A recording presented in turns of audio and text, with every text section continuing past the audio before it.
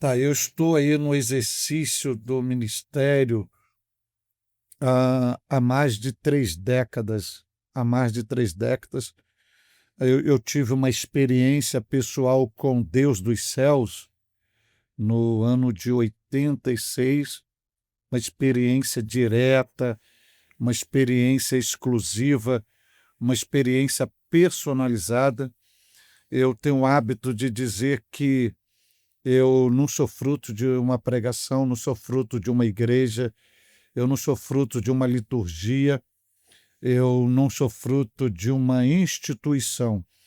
Eu sou fruto do ecoar pleno da voz de Deus. Eu ouvi literalmente Deus me chamando, e isso foi 2 vezes consecutivas no mesmo lugar, numa diferença de minutos.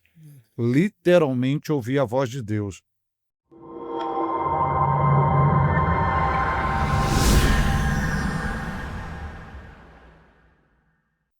E neste ato que Deus falou pessoalmente comigo, ele me deu o direcionamento para onde eu ir e para onde eu desenvolver o meu ministério. Então, isso foi numa noite de sábado, no ano de 86, e no domingo eu estava na igreja, confirmando apenas porque o pessoal na igreja pensava que eu cheguei ali como um não crente, que era a minha primeira experiência, e naquela noite só foi para confirmar a minha confissão de fé que eu já havia sido evidenciado no dia anterior.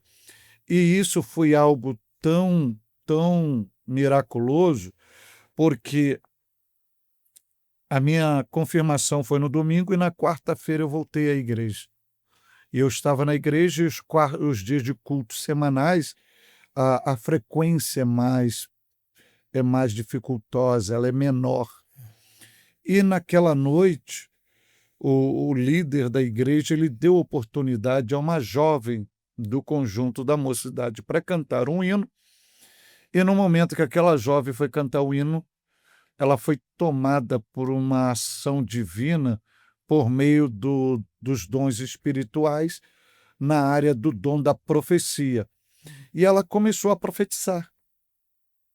E Deus, usando os lábios daquela jovem, direcionou a palavra do dom, viu o dom da profecia exclusivamente para mim, dizendo que ele havia me chamado, por que havia me chamado, qual era o propósito do meu chamado, o que ele faria comigo, onde me levaria. Ou seja, em 3 dias de crente, Deus já me deu toda a visibilidade do que ele pretendia comigo. Haja vista que, com um mês de crente, naquela época tinha ainda as igrejas o hábito do famoso culto ar livre, após a escola dominical, ir para uma praça e pregar. E com um mês de crente eu já estava dando saudações. Com 3 meses de crente eu já era professor da escola bíblica dominical. Com 6 meses eu já era superintendente da escola bíblica dominical. E com isso o leque foi se abrindo.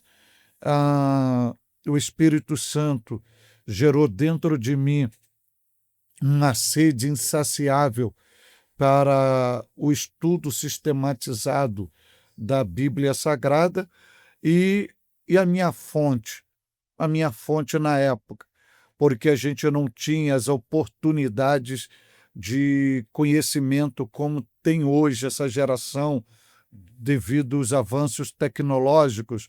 E naquela época, quando você tinha acesso a uma apostila de um pregador, você tinha uma riqueza, um tesouro na mão. Então, qual era o meu manual? Era a revista da escola dominical. Então, eu tive que criar uma estratégia para poder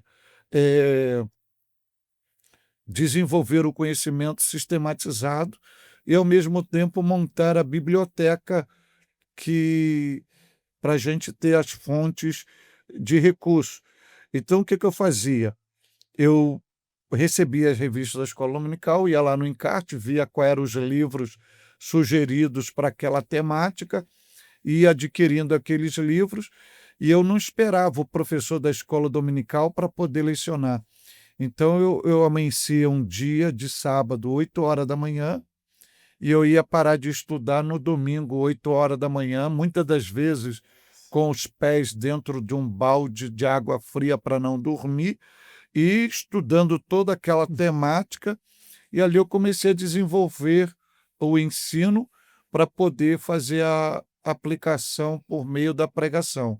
Assim começou, e hoje, pela graça de Deus, há mais de 30 anos, hoje eu colho frutos salutares devido a essas primeiras sementes plantadas. Que maravilha, né?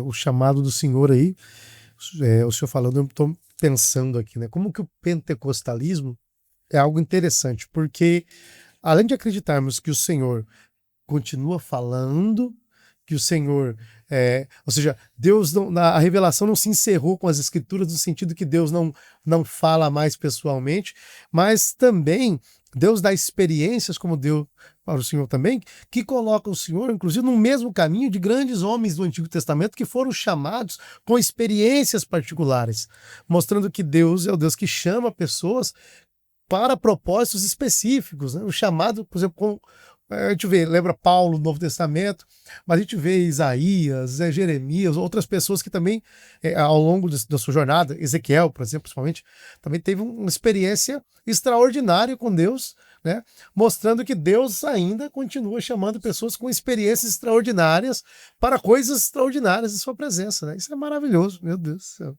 E, na verdade, Deus não mudou, né? É. Deus é o mesmo, a mutação está no ser humano, e quando a gente se rende ao propósito divino, os leques das revelações são abertos para nós, e cabe a cada um de nós termos o discernimento de espírito, porque isso é fundamental dentro do pentecostalismo, é mais fundamental do que o dom da profecia, do que das evidências de línguas estranhas, do que milagres, que é o discernimento de espírito, para entender o agir de Deus, as suas manifestações, suas operacionalidades, para que a gente possa, dentro das nossas limitações, nos render à sua vontade, para que a vontade dele seja prioritária na nossa vida, e para que possamos nos tornar um instrumento na mão dele. Então, eu vivo isso, e a fé,